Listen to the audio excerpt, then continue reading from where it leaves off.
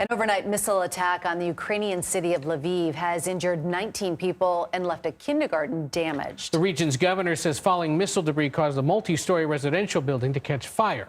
Video distributed by the mayor of Lviv shows the blast left a crater nearly 30 feet deep. 3 people were killed, another 3 injured by similar missile strikes in a neighboring region. CBS News foreign correspondent Imtiaz Tyab joins us now from London. It's great to see you. Russia claims it hit military industries overnight. What do we know about that?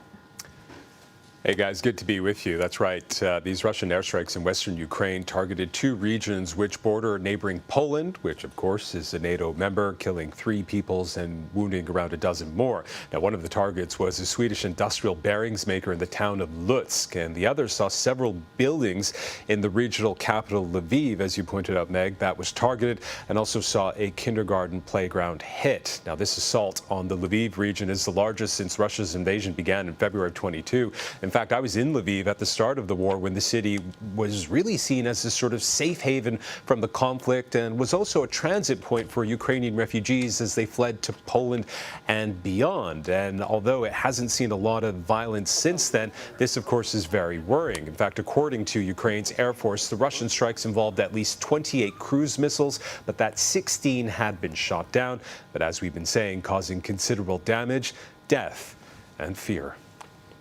Imtiaz, Russia recently opened fire on a cargo vessel in the Black Sea after it bowed out of that Black Sea grain deal that was bringing all the grain that Ukraine harvests to other parts of the world, especially the Middle East and North Africa. Is this thus considered an escalation of the conflict if they're doing that kind of thing now? Yeah, Ed, I mean, it's a pretty worrying indeed. Of course, that grain's so vital for so many vulnerable countries. But here's what we know, is that shortly after dawn on Sunday, one of the Russian patrol ships in the Black Sea detected this vessel, which was flying under the flag of Palau, which is an island country in the Western Pacific. We then understand that this Russian patrol ship opened fire with what's been described as, quote, automatic small arms after this Palau flag ship initially failed to respond to requests to stop for inspection. Now, these tensions have escalated steadily since Moscow terminated a deal a month ago that had enabled Ukraine to ship its grain and other food crops across the Black Sea. And analysts say that it really appeared to be the first time that the Russian Navy had actually boarded such a ship. Now, Ukraine, of course, is condemning this move, saying that it endangered freedom of navigation on the Black Sea. But as you point out, Ed, it really does feel like a major escalation in this already very tense body of water. Guys. And Imtiaz, how about Russia's, its economy? We know that its currency recently fell to its lowest value since the beginning of the war. Is the economy weakening?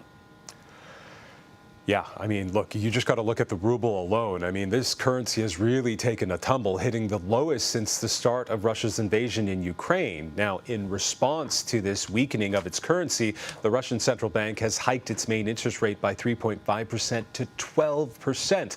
The bank said that this move was intended to actually steer inflation down to 4% by next year. But to be clear, this year alone, the ruble has shed 35% of its value this year alone.